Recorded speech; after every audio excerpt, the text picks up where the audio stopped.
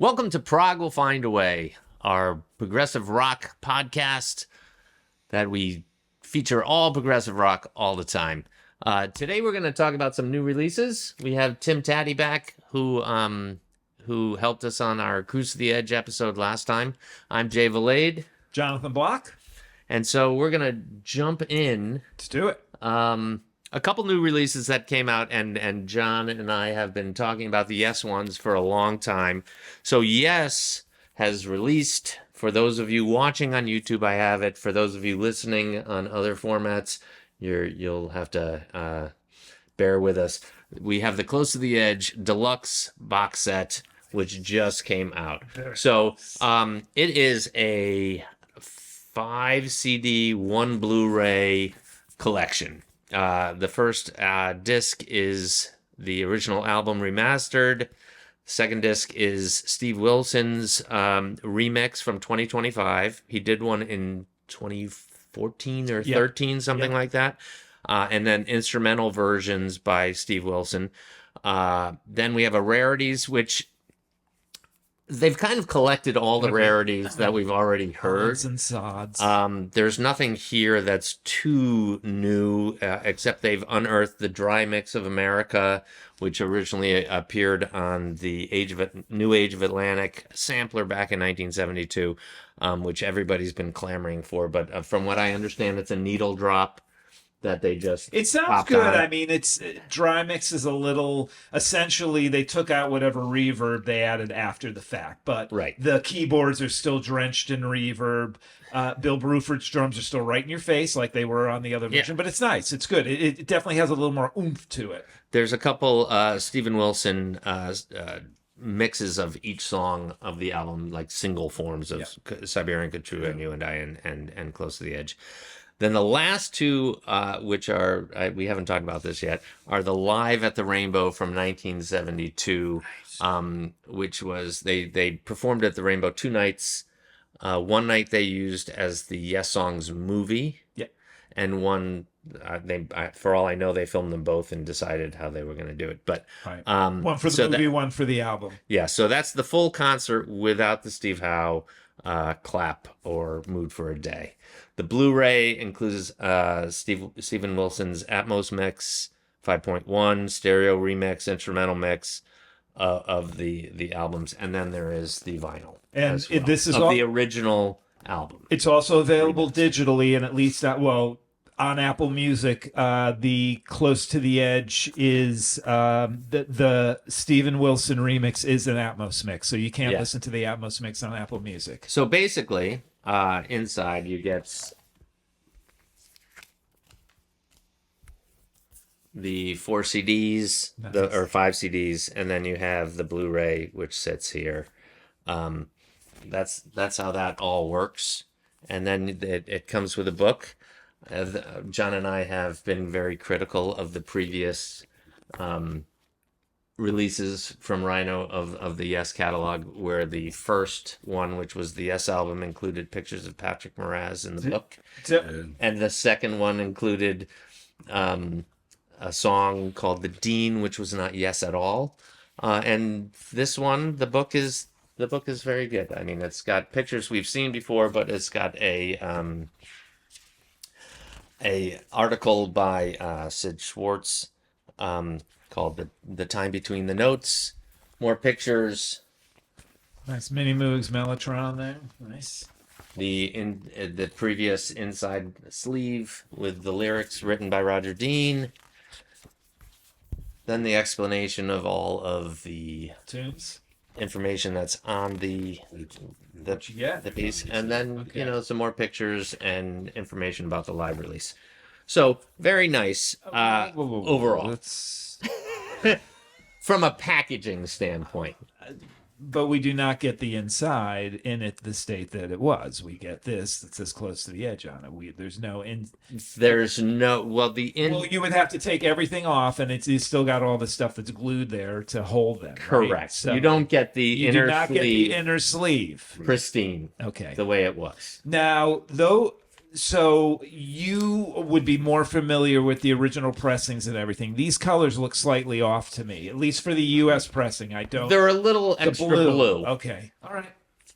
More cyan. Okay. You know, Tim would know. He's our printer. Yeah. And I had those posters in my bedroom. Okay. Yeah. So, but the front cover with the way I, that they... I ding the packaging a point on that. Okay. The front's it's beautiful. Back to the kind of... It's beautiful. Yeah. I love that The cover. different thing on the lettering and the whole thing that the original one had. Now, my big takeaway, minus points, is that, you know, the previous packages that they put out when they do these deluxe things had a book that had all the single covers. It had all these different things that they don't have in this. You would think that they would kind of... LP in here? There is. It's Why don't you take that out and show the... But it's just the regular Atlantic. But it's great. Yeah, and that's great. It's the Atlantic. Rhino's got to do one of those heavyweight. They got so now, allegedly they better because now we don't get the inside of the cover, so I want it. Everyone who listens to this that I've read online says this pressing is fantastic. Oh, okay. It's gotten a very good review. Okay, so right? you get. However, buy an old Yes Close to the Edge and put the album in it. My turntable is not like high fidelity. It's just it's fine. So I wouldn't be able to really. You do have a brilliant anti-static mat though that I think I do. A lot of people would not have. So the big thing that has come up. Did you buy that or did it? I'm just curious. I know this is an aside. Did that come with something or did you? I bought it at the last Marillion. Excuse me. The last Marillion weekend. Oh, so that was like a special. Yeah, it was at the merch stand at the weekend in Montreal back in 2023. Wow. So that's where I bought that. Okay. They probably had it online, but that was that. So the thing that has come up since, and I don't know if you've read any of this, but a lot of people are saying that they probably got the tapes for the Rainbow Show from Steve Howe, and whatever tape thing that they had said the Rainbow and whatever, but people have claimed that some of the songs are the songs from Yes Songs. Oh, that's which what I've heard that could very well be right. That this was like a compilation because there is time between the songs. Each song is separated. It isn't like I know somebody took Roundabout. Well, they said it about.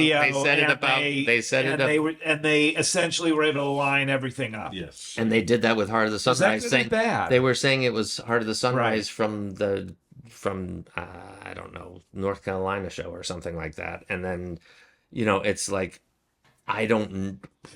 There's a gray area. There is a gray area. It's supposed to be the Rainbow. What you're saying but is it some might of those not might be. not be. Okay. But I don't think there's been any official. Somebody lined it up. Somebody lined up Yes Songs, and you know, basically Yes Songs, the vinyl. Okay. Not even the movie, because the movie was from the Rainbow. The vinyl is from. So were people expecting that it was going to be the other night, and it would be a totally different show? And now people are like, "I've heard this before. This is the exact same as the." I've heard it in way better sound quality because the sound quality. It's a different mix. It's a different mix. Okay. I don't know. All right. I don't know, but you would probably have to break it down musically with the time, and you know the way that certain phrasing goes. Well, that's with the what guitar, I mean. Or even John Anderson's incidental things that he does, but I don't know if he did the same thing every night. I mean, whatever they discover is not going to make a damn bit of difference because they're not going to repress it. The only difference is going to be: do I buy it again at record store day if it's the same? Good point. Good point. Am I going to spend for a triple album on record store day for something that it's that? I already whatever's got. On that. Okay. Well, they're not going to change it because they think it's that thing. So it's not like they have another one sitting in the back. A domino effect. So thus, if it's the Yes boot is not the true thing, does that mean you don't care about Record Store Day then? Is that the only thing? No, I'm trying. Wasn't that your I don't know. It would be primary thing? That would be my primary thing, Right. But I got it. But we went through we looked through the list on the last show a couple of shows ago. I don't remember you pointing out that anything else you wanted. That would be what I want. Okay. All right. But I still might get it just to have it as I just memento. want you to get it so I can see if they shove all three into just the one sleeve like they did back in in the 70s, day. back boot days for the 78, like the 78 show we talked about. Anyways, we're getting far afield. Enough with yes. We that give was yes the yes. a lot of bandwidth here. The other thing that I got in the mail, the other thing that actually came love out you, Steve, back on the yes thing, John Anderson and the Bangles that's released right. their Full live album this week. Perpetual Change. I did not get that yet. Okay. It got delayed by Amazon. I'm not sure why, but I should have that on Monday. Okay. So I can't speak to that because my time has been spent listening to the new Steven Wilson album, The Overview, which I got in the mail yesterday, but I have not opened yet because I knew you guys were coming over. We are blessed. So I'm doing a unboxing video Have you listened here. to it though? Oh, I've listened to it on Spotify. Okay, I've listened to it 2 times, I think. So as I'm unpacking, what are the thoughts? We have to wait for the unpacking. All right. Like why unpack it if we're not sitting here with bated breath? Because now that I'm familiar with the album, Yes. I am actually curious of what is on this thing. Okay. So I'm seeing an indentation on the back there. That disturbs me. Oh, this. Yeah, because it was the packaging. No, this. Yeah, true. Is that part of it? No, it came with the package. It's dented. It's dented. I'm the tin swing out there with the print. Oh, is that like... This was the package came through the mail with a big gash in it. All right. Yeah, that. But is this case part of binding. the design here? Yes. Yeah. The Stardust or something? Yes. Okay. That's a bummer. That is a bummer. Yeah, the case binding. But I got it from Burning Shed, and I'm not going to go. Oh, okay. All right. So. Sorry, Burning Shed. Yep. It's not their fault. It came in the mail. Of course, it went over the ocean. Yes. CD1 is the overview album, which is 2 songs: the Objects Outlive Us and the Overview. Okay. CD2 is the Alter View, Steven Wilson, which is orchestral objects, Beautiful Infinity, Unused Objects, No Ghost on the More alternate version, and Permanence extended version. So it's like a whole different version of the songs. Permanent. It's funny because Permanent almost seemed like an extended version as it is. Because isn't that the last song on it? Yeah. And it sounds like it's ended, but it hasn't. So I find that's interesting. And then the Blu-ray is 6 audio streams of the Overview: stereo, 5.1, Atmos, instrumental 5.1, instrumental Dolby, and then high resolution stereo of the Alter View with bonus material plus 5.1 Atmos of orchestral objects. Are the 2 tracks indexed? The CDs, are they indexed with those individual tracks, or they just play the says Okay, no, the only reason I say that is because if anyone has looked at the digital versions, you're essentially getting a double album on that streaming, where you get the full piece of each of those without indexes, and then you get a version where directly after where it does have the indexes. And if I might, Stephen wanted this when he built this to be just 2 sides, 2 songs. Gotcha. Yeah. One side, like a Tales from Topographical Ocean. There's no Is there a vinyl involved here? Is there a vinyl here? No. There is a version that has a vinyl. No. I just got this one because the vinyl was sold out already by the time I actually looked at it. Was there anything the vinyl was special so much more expensive. Really? Was it a double album or a single? It was a single just album? the single song on each was side. It blue vinyl? I don't know. It was already sold out, so I didn't pay any attention for something. Anyways, but again, the idea was that back in the day, there was only 20 minutes to side. Right. Unless you were Todd Rundgren, then there was like. So I'm going to open this up now. Okay. We have our 3 discs. Okay. Regional. That's a big ass book. And then we have pardon my French. Giant book. Wow. Very artsy. Is this part of the movie scape? I don't know. Yeah. I'm opening it for the first time. So a lot of very few words, lots Very of few words, lots of images. And the lyrics. I guess some of it folds out. Really? Yeah. Oh wow. Okay. Wow. Oh, interesting. So it's is this some of the spoken word part? Yes. It's, I wish I almost recited it because yes. I almost didn't. I wish they, but I'm going to hold my breath until we actually talk about our feelings about something about clusters. Yes. Ganymede. Yeah. So there you go. I will. Very nice packaging. It's a very nice package. I will have to, delve deeper into it. This is a little odd. I've got a little anomaly on my. Yeah, the inset. Yeah, my they didn't. inset They didn't. and my CD. They should have glued it. Yep. Well, so you got that. Well, they didn't hire me for that job. Yeah, They did not. So, Only Motley Crue does. You know? It's off-centered. it's just slightly off-centered. Yep. Yeah. Well, that and a nice ding on the ding from the on shipping. the case-bound book here. You get some 3D glitches. So that's the orchestral one. That is the It's altar not view. fully in Yes. there. You're gonna have to figure that out. I will have and they to put figure it those on out. the inside front cover instead of back cover. That's interesting, right? I will figure that out later. Now, Why so don't they put musically, those- you why want to don't hear they about put the music? CDs at the back? What?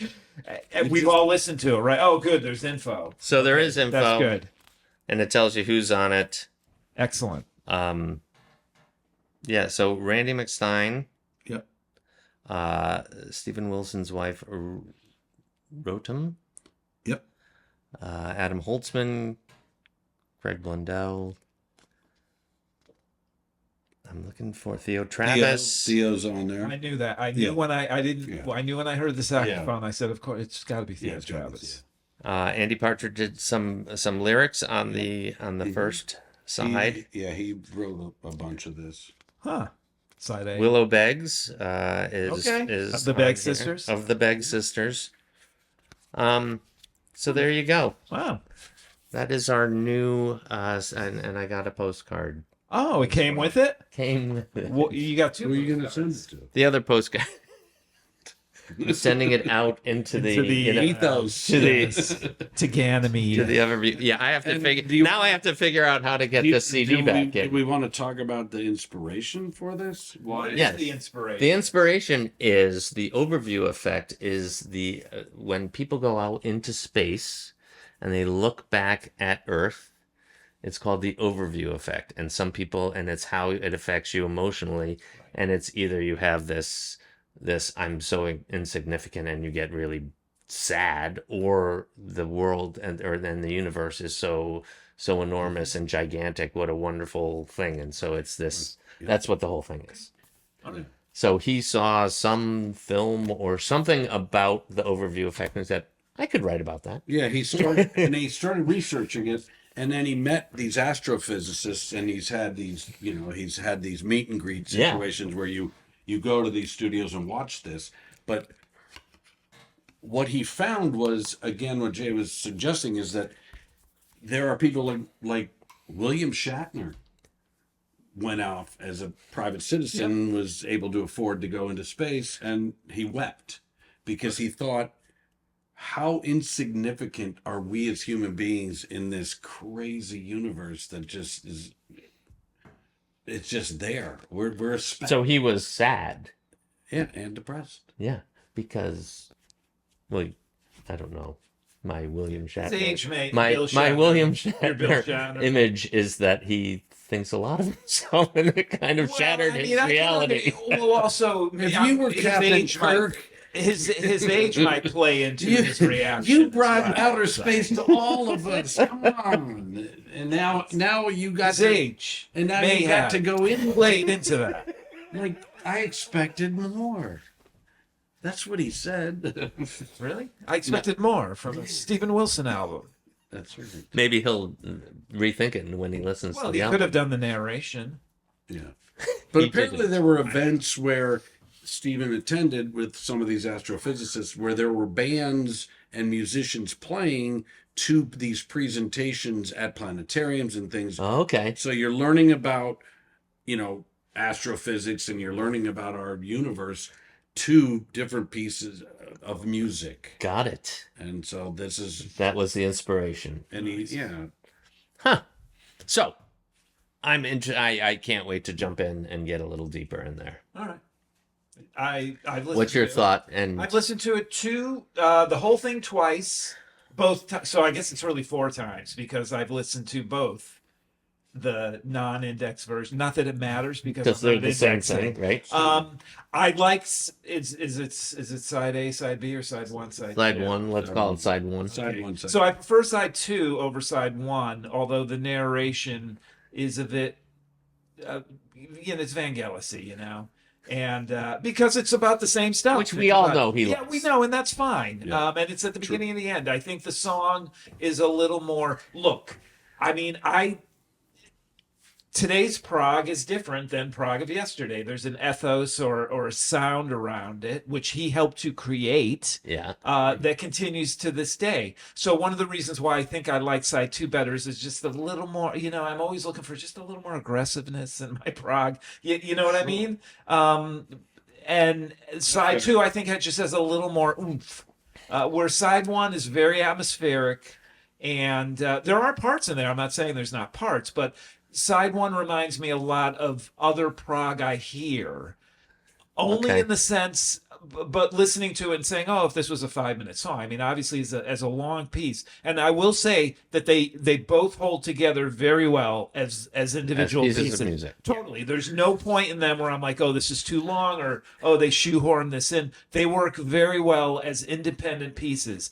But I never thought as I was listening to them, like, oh, wow, great, 20-minute Prog, things. Correct. Which is actually okay. It is okay. For me, that's okay. Because I'm in the same boat as you, but I think that some of those albums that I feel are kind of, I don't know, not mellow, but kind of not grabbing me, there's not a ton of hooks, I get into over the course of time. That's fair. Much better than some of the ones that have these hooks that I'm like, I can skip that one. I can skip that one because the hook's already there and I already know it, and I've still got 5 minutes left of that. Right. Some of those other things, I mean, we were talking earlier about Brian Ferry very briefly, and some of Brian Ferry's stuff I listened to and I'm like, it's another Brian Ferry album that's the same. And then I listened to it like over the course of time, and then 2 years later I'll pull it out again. I'm like, what a fantastic album. Right. Yeah. Because you've listened to it and you kind of get the subtleties, and those subtleties make it that much better that I have to give it time. Because I've been listening in the car or when I'm on a walk or whatever over the past 2 days, right? Because it just came out on Friday. Yeah. So I haven't really sat down, and once I can sit down, even if you have it in the background, other room, so when it's been on, there are parts all of a sudden that come out, and they're not. Again, it's not like they're shoehorned in or jarring. It's like the natural progression of it. I feel that a lot. Maybe it's more the first one I have to listen to more. It's just different. So maybe it's deeper. But the second one, there's just something worked right from the first listen. And sometimes with the Prog stuff, especially when it is a 20-minute long piece, you can't just sit there and expect to just automatically be like, best thing ever. I can't believe it. But even if you never get to that, but like I thought, I'm like, even if I don't like this or listen to it again, I said, to me, it's still an achievement that I listen to these 20-minute pieces. I don't feel like they're that long. Oh, I don't either. I don't either. So at all. What do you think, Tim? So huge fan, obviously. And I felt on the first go through again, and this is one of those records that's very approachable. It's not as heavy as some of his more Prog stuff that he did in the past. Right. Which is spectacular. Right. It's no Raven. It's no Vermilion Core either. So the bottom line is that it's different. It's completely different. And again, he's the first guy on the planet that will never use the P word. And he makes sure that at every interview he says, let's not say Prog. And although on this one he does say he does. But the one that is just because of the length of the song makes it Prog? Yeah, because it's a single side of a vinyl. And then that was part of it too. Yes. It's like anything over 6 minutes is starting to get into a proggy feel. And everybody wanted to give him a hard time. I know I'm not answering your question, but everybody wants to give him a hard time about no singles and you didn't release it. People that listen to Steven Wilson's music don't need a single. They want to hear his music. He's also been down that road before, where he's tried the singles, and I mean, even though he has some songs that, if he had a different aesthetic, his songs might get on the radio. Right, but even people that do singles, it's like I think about Peter Gabriel with all the singles that came up before. No one cares. Nobody cares. No, I mean people care that are Peter Gabriel fans and that want to buy the album, and it's like, but great, another culture week. is not going to jump into it. Oh, okay, new Peter Gabriel is saying, tomorrow it'll be top 15 or something like that. Yeah. But for Peter Gabriel fans, it's great. Yes, and as soon we are talking about people who are not 25 years old. Correct.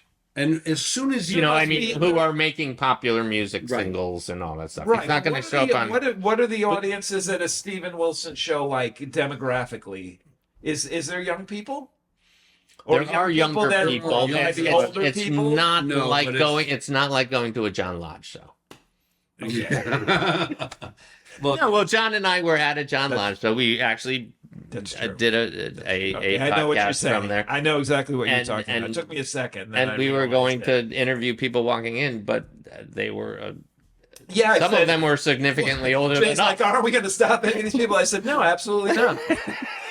No. 40 to 60. We're old enough as it is. Maybe 40 to 60, 40 to 70 is the demographic. It was. I mean, obviously we'll be there sooner than lots of people, but it was it was not a podcast crowd. But when you watch like the Netherlands Porcupine Tree show. Oh yeah, of course. There were young people there. Well, but younger. Right, but that's a different crowd. You got to finish that before I pour a new beer in there. Beer will find a way. If you want down my throat. Down my throat. So what do you think? So obviously from the beginning of the record, kicked my ass for sure. From the beginning of the record, you automatically know this is a Steven Wilson record. There's an initial narrative that comes in. There's a whole, but what was really intriguing for me for the first maybe 6 or 7 minutes, it's almost Beatlesque. Like it's like it's more like a ballad. There's some 4/4 work in there. It's very casual. I think that's that Andy Partridge moment, because Andy Partridge from XTC is writing these lyrics. Exactly. And there's a little bit more of his kind of storytelling. That's right. Which is probably why Steven asked him to do it. Yes. And he if you ask Andy Partridge to do something, you know what you're going to get. Yeah, and he uses Andy's life for the movie that he's been working on right now. Interesting. Yeah, because he's like, Have they worked together before? Yes. Steven remixed and remastered all of the XTC catalog. So gotcha. He and Andy worked together on that stuff. So I think that they have a mutual respect for each other. If he could get together everybody that Steven Wilson's worked with, we'd have freaking... We'd have another whiteboard. We'd have Ian Anderson on foot. I mean, that's a whole new huge, big Prog supergroup. And Steven really... We Are the World. Yeah. And Steven kind of feels like Andy Partridge basically is the guy, the guy out there that really does the best at writing music and composing music about just everyday life. People. The everyday story of small town. Yeah. Has he ever done a cruise, Steven? Well, I don't think so. No. See, all his band members have. The other thing, the funny thing is, he's afraid of boats. I guess the other thing I was thinking of, just to go back to. And by the way, the reason why he probably doesn't do the cruise is because you don't want to be on a boat barefoot. Oh yeah, inside joke, but yeah, right. He has to play barefoot. So my new theory is one of the reasons why they got Fripp on the cruise is now when they go to Steven Wilson, why would I play a cruise? And they're like, look, we got Robert Fripp to go. Okay, I mean, what's anybody? You can't. My chopper. Yeah, and you can't say no at that. I'm never gonna stop this. Well, wait, let's stay on the Fripp vein, because Randy McStein on this record his guitar work is brilliant, and there is there's a very elongated solo that he does that's Frippatronics. Yes. I agree. Yep. It's almost comfortably numb. It just keeps going and going. Is this the touring band, the same band that played with him? Yes. Randy was in the Porcupine Tree band when they toured. Okay. So who's in the band now for him touring for this tour record? It will be essentially the players that recorded it with him. Craig Blundell on drums, Adam Holzman on keys. Yeah. It's your basic. Who's playing bass? And Randy. Nick Beggs. Is he? Yeah. Okay. Because Nick's not on the album. No, but it's Nick. Yeah, because Steven plays bass on the album. He's got Sir Nick. I know Steven plays his own bass, but Sir Nick Beggs, Craig, Adam. Oh, he should be knighted. Oh boy. He would, but he's too shy. Are you going to see him? Are you seeing him? Okay. Yeah. Same place Jay is? Yeah. Port Chester. Yeah. It's going to be fabulous. The Capitol? At the Capitol. Interesting. And small venue for him. And it's going to be an experience because a lot of the things we just saw in that box set there will become it's a multimedia. A multimedia event. They'll probably have. Are there going to be misaligned CD CDs, things and a big giant gash in the back? There'll be a gash in the screen itself. It's more of an indentation. There'll be a void in the screen. Void. It's called debossing. You've got to deboss. You can sell that and make money because it's debossed.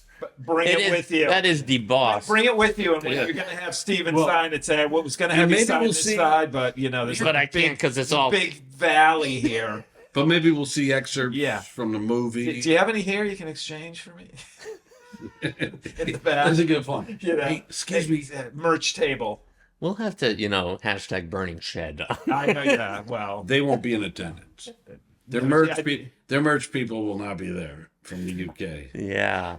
Just before I forget, because totally unrelated, but the way that John and the Band Geeks are playing 2 nights at Ridgefield, am I dreaming this, or I think Steve Hackett is doing the same thing? He is. What is going on? No, but Steve Hackett is doing 2 nights in a row. John has a day off in the middle. Why?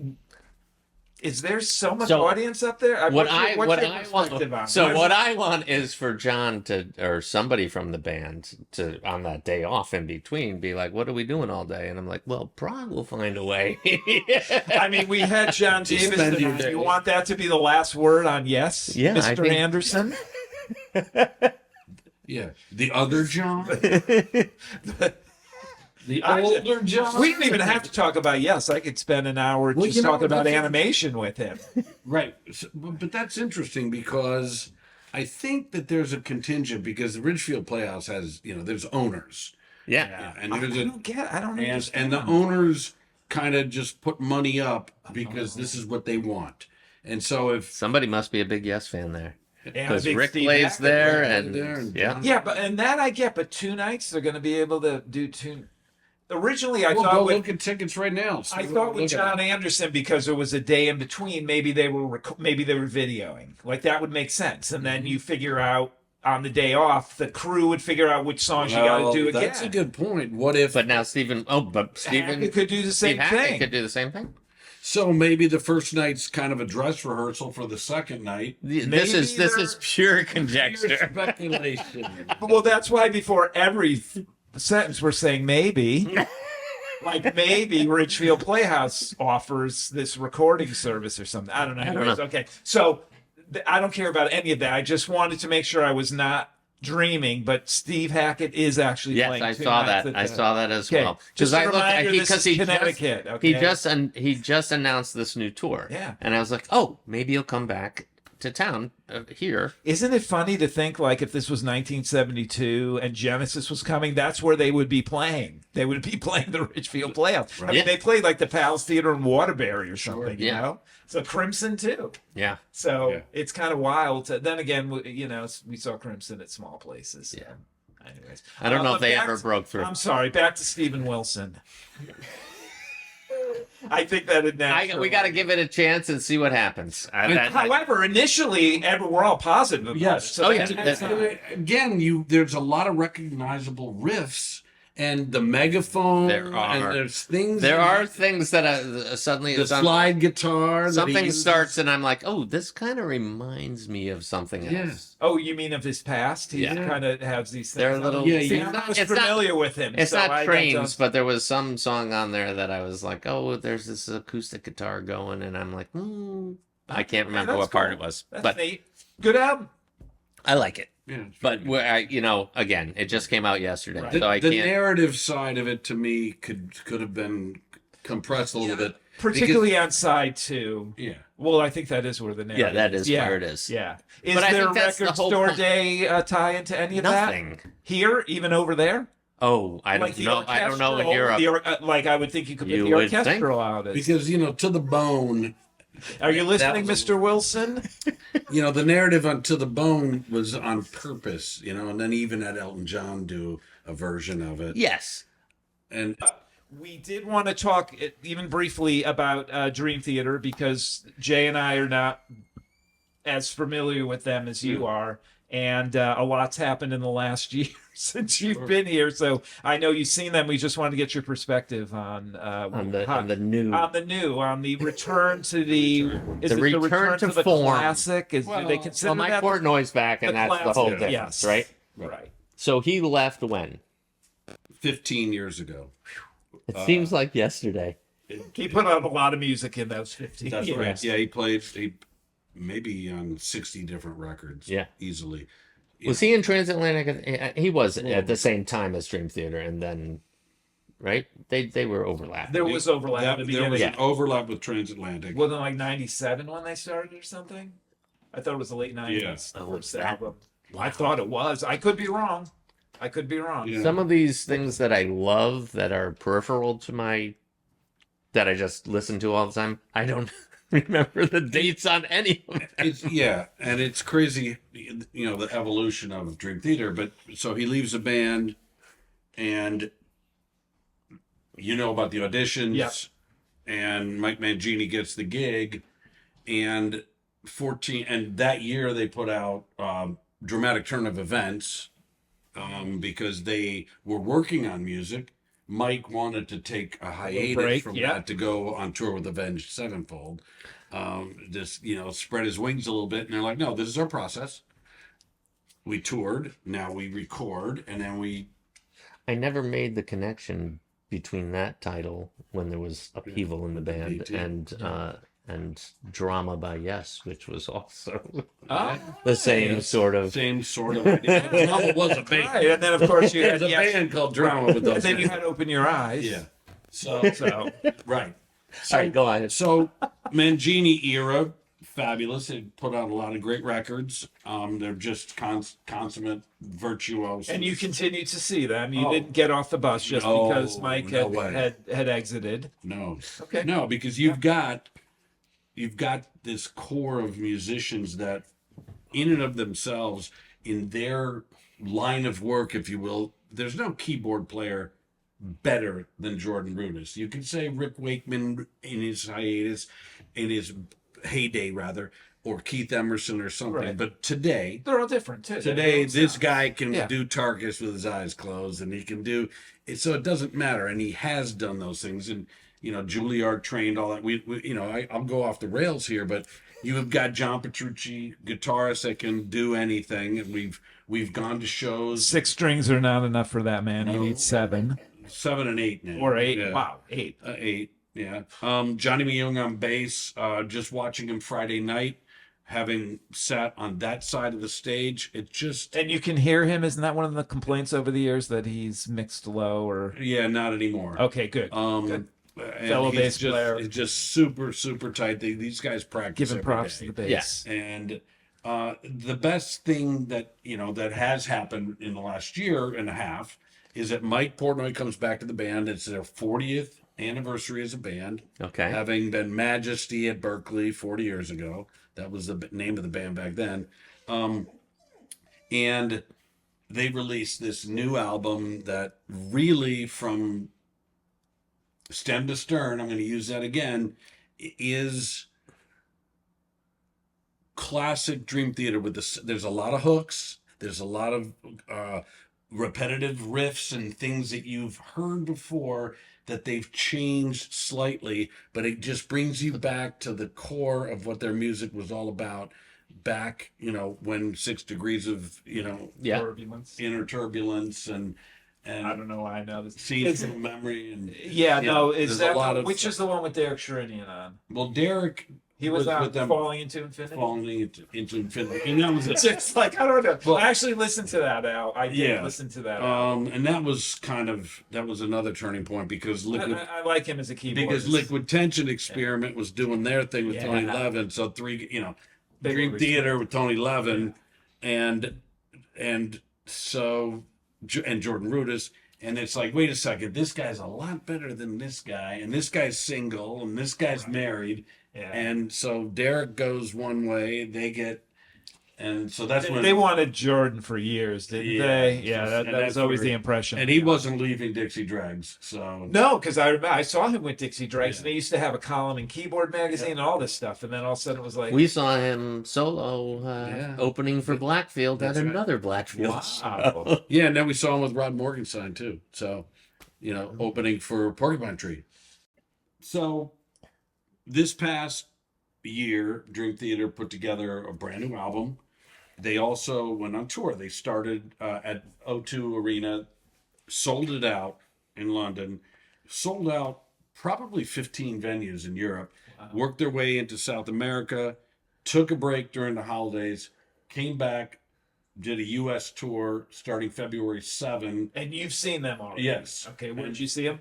So I just saw them 2 nights ago. Oh, wow. At Dale Theater. Okay. So the tour. Wallingford, Connecticut. Yeah, sorry. So were they one night there, or were there 2 nights? No, 1 night. Okay, because we were up there last night, and we are like, somebody's playing at the Oakdale.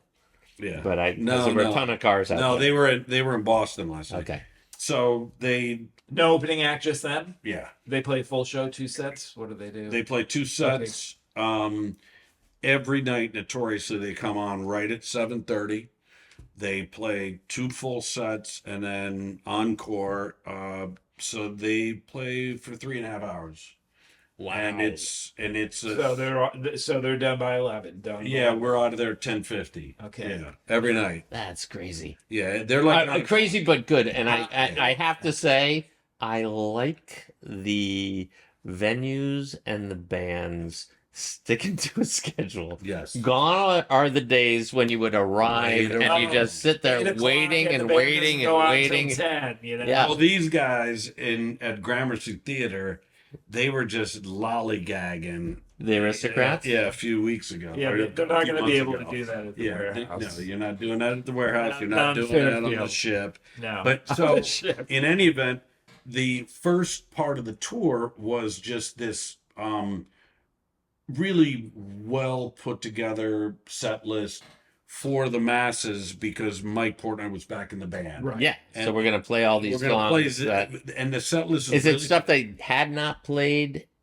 in the 15 years or just stuff that he was instrumental in writing or performing? It's interesting. A lot of it because of 12 or 13 tours in between. Albums. Mike Mangini had to play a lot of that stuff. Yeah. But they put this set together specifically they had to touch on all the albums right from the beginning. And knowing them all in sequence doesn't matter to you guys. Like on this tour for the European and South American side of it, they had the exact same set list. Which is typically un-Mike Portnoy-like because he would always mix it up. And not only for spontaneity, but for the fans that are going to move from one city to another to watch the band. And I'll bring up an example of that very quickly. But on February 7th, now they have a new album that had just been released the 2 weeks prior. And so they dropped in Night Terror, which is the first single off of the new album, Parasomnia, which is all about sleep disorders. And then a couple weeks later, they've now introduced a second single off of there called Midnight Messiah. And so now we're starting to see some of the new songs. So they are. Are they dropping other tunes to accommodate those? They have to. Okay. Yeah. And are you bummed about what they're dropping or no? No. Okay. No. Oh, really? Okay. Yeah, Good. He's seen him 1,000,000 times.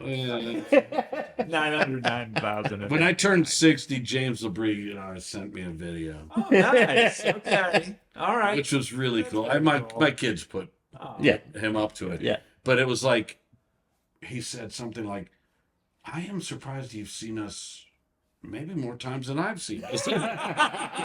That's good. Okay. I'm a groupie. Anyway, in any event, again, my son Marco, who goes to every one of these shows for the last maybe 25 years, since he's 12, he's seen Dream Theater. He hasn't been to every show I've been to, but he will say we go see 70, 80, 90 concerts a year because we're seeing 40 to 50 just on the cruise to the edge. Yeah. And then you go see Dream Theater and you're like, okay, these were all great shows, but then you've got these guys that just everything they're doing at every moment in time is incredible, and you just love them. So it's just a different level of band. But there's an anticipation factor that I don't get jacked up to go to see them because I don't want to be disappointed. Right. And invariably at the end of the show, I wasn't disappointed. There was one record with Mangini called "The Astonishing," which was less than astonishing. Astonishing. It was absolutely horrific. Was that the tour when they just played the album? Yeah. And nothing else? Yeah. I remember that because a friend of mine, somebody who worked for me at the time was really into Dream Theater. And I remember when that happened and I was like, he's taking his father to the show and I was like, are you? And then he told me, he goes, yeah, they're just playing it. And he goes, that's okay because I've seen him a lot of times. Yeah. But when he came back, he was like, it was good, but it definitely could have been better. And so, in a nutshell, when Portnoy came back, he said, no more click tracks when we play live. And no more overdubs. You have to work with your own instrument. That's it. You get what you get. You bring what you bring. They made everybody shut their phones off and things like that, but it's still stellar. Nice. And the other thing he did want to do is mix up the set list, but that didn't work out but much to his chagrin. But they are starting to do that. But the tour ends at Radio City Music Hall next Saturday night. Then they're going to take a break. They've already vowed to come back and play the brand new album in its entirety. Oh, wow. Which they've done in the past. Okay. With, 6 Degrees, Themes from a Memory. So everything. they've got this is just part one. Yeah, that's all of the tour. Exactly. And so now they're going to come back. Yeah. All right. Celebration of 40 years of Dream Theater. Excellent. Well, all right. Prog will find a way. If you want it to.